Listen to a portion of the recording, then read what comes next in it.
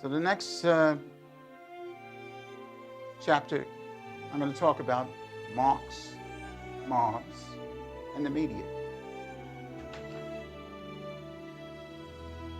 Life, all of life is a question of your priorities. What are your priorities?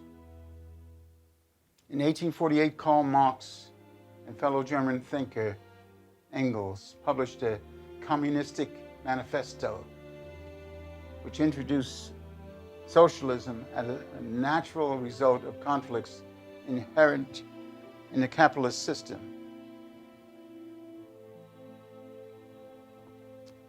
In 1867, Marx published Das Kapital, in which he laid out his vision of capitalism and its inevitable tendencies towards self-destruction. And he took part in international workers' movement based on revolutionary theories. Marx's theory evolved into communism, which also denounced all religions, and of course communism was embraced by USSR, China, North Korea, Cuba, Venezuela. Many of these socialist countries today have self-destructed. Now, communism and socialism began with mob rule, just like we're having today. Violence, toppling statues, and governments trying to establish a new utopian world. Mob rule is malicious destruction of public property or private property, and is not acceptable in any civilized society, especially in America. You cannot learn from history if you attempt to erase it. The mayor in Seattle suggested that mob action is simply a, quote, summer of love, close quotes. In reality, anarchists within these mobs were unwitting persons who rebelled against police authority, rebelled against established order and ruling power, and they were criminals who used violent means. Citizens were injured and killed. They used violent means to overthrow the established order. This is unacceptable in any civilized society. Now, civil disobedience is okay. I mean, Gandhi used peaceful means to achieve his goals in India. The refusal to obey government demands in a nonviolent fashion is okay. It's acceptable under the Constitution's Bill of Rights. However, liberal judges added to this chaos by releasing criminals with minor penalties. Some of these judges are encouraging more violence and mob rule. And our current Vice President Harris collected money to bail them out of jail. They bailed out criminals who hurt people and damaged property. Then the media mania, I call it media mania, ABC, CNN, MSNBC, and the New York Times, have perpetuated the situation further by justifying mob violence and destruction in the name of past minority injustices.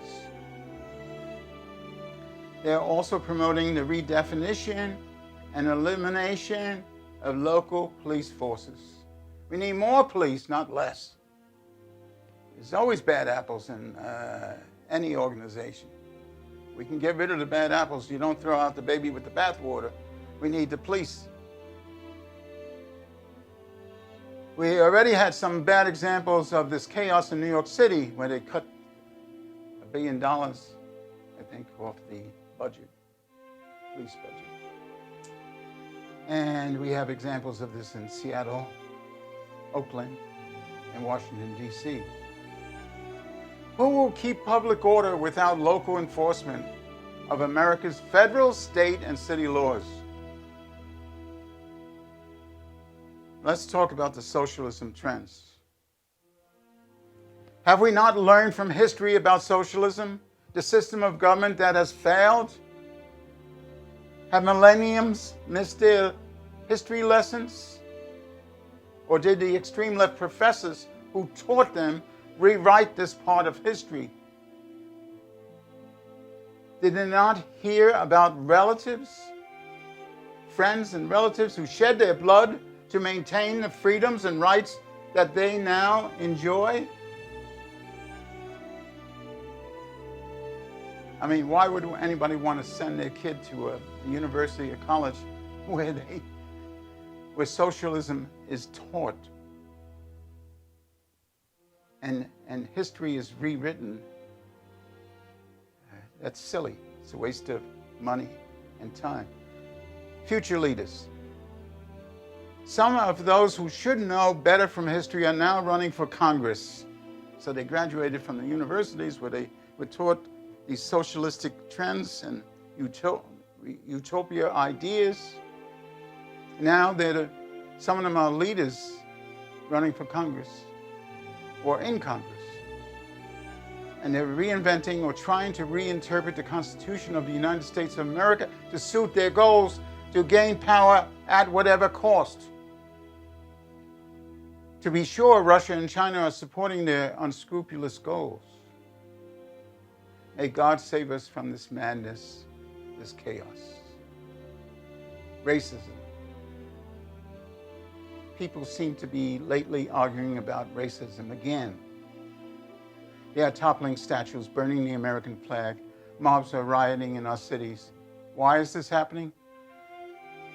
Part of the answer is that many of our youth have been idle for too long due to the virus, and unemployed, and clash over whatever seems popular in the media without examining the real facts, the truth of the matter. Some are behaving as if they existed in a kind of tribal or groupthink world. One cannot have a conversation with people like that with an out-of-control mob.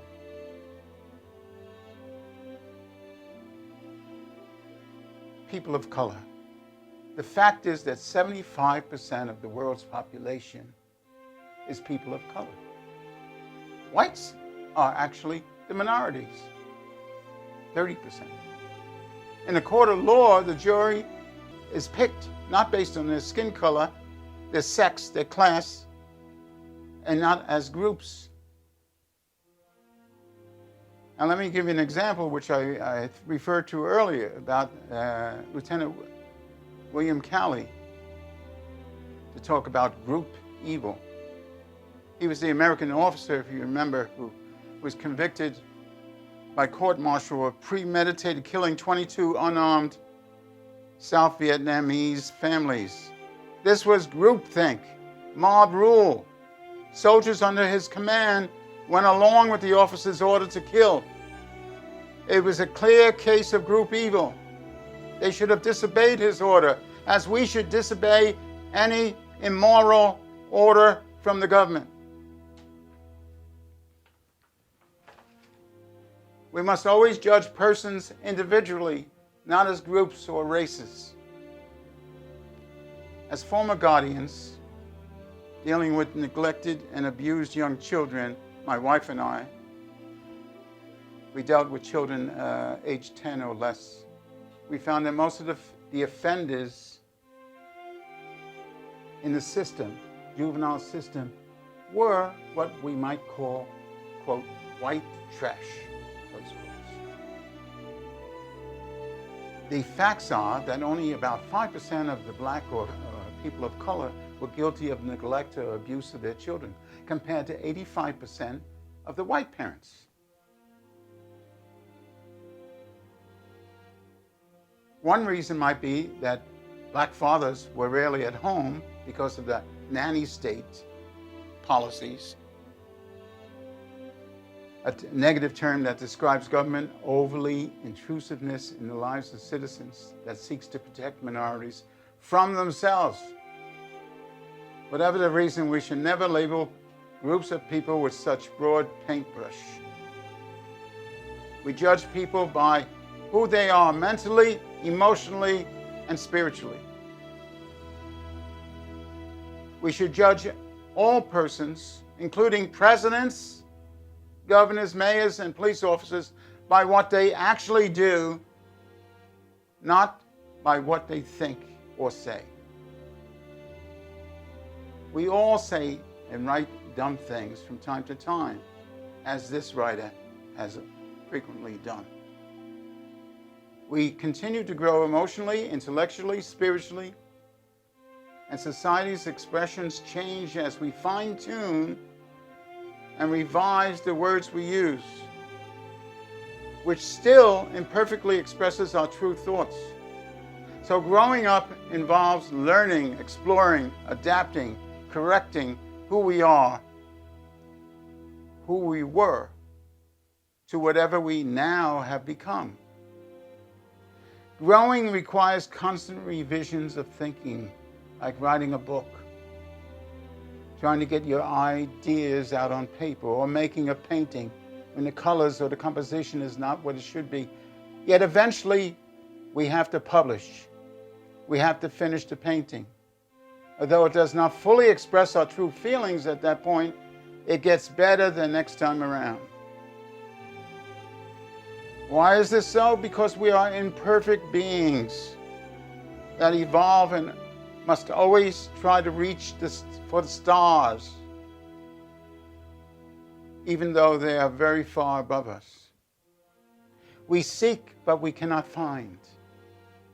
Yet by the very act of seeking, we achieve something good, although it's not perfect goodness. For it is the Lord we are seeking, who is perfection, who is mercy and love itself.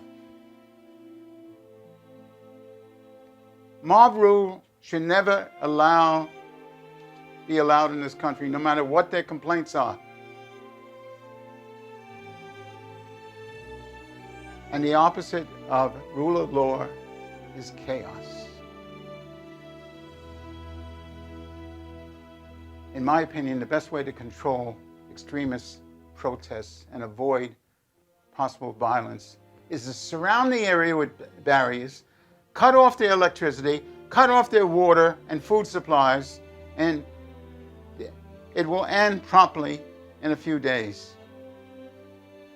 When mob leaders finally give up their weapons and come out peacefully, the leaders need to be arrested, especially if they injured anyone or damaged property. To do otherwise is to encourage more extremist protests and more violence in other cities. We have to nip the violence before it spreads. Some minority groups have valid complaints which need addressing. However, mob rule will never solve anything and will lead to more chaos. As written in my article, which was published in LinkedIn and Facebook, it's called The Perfect Storm. The key solutions are: democracy requires educated, informed citizens who vote and assimilate into American culture and are willing to obey all just laws. So the key here is education, being informed, and voting, and assimilating into society. It all starts with the family. If 70 to 75% of black children lack a father to guide them, and the single mom's too busy existing to find time to teach them, how can their children grow up to become good citizens? The answer is someone must step in and take on this responsibility. The economy should provide good-paying jobs for minorities. And they must avoid the nanny state entitlements such as food stamps, government handouts, that create even more and more dependency. Who promoted minority dependency policies in these troubled cities during the past decades? You know who they are.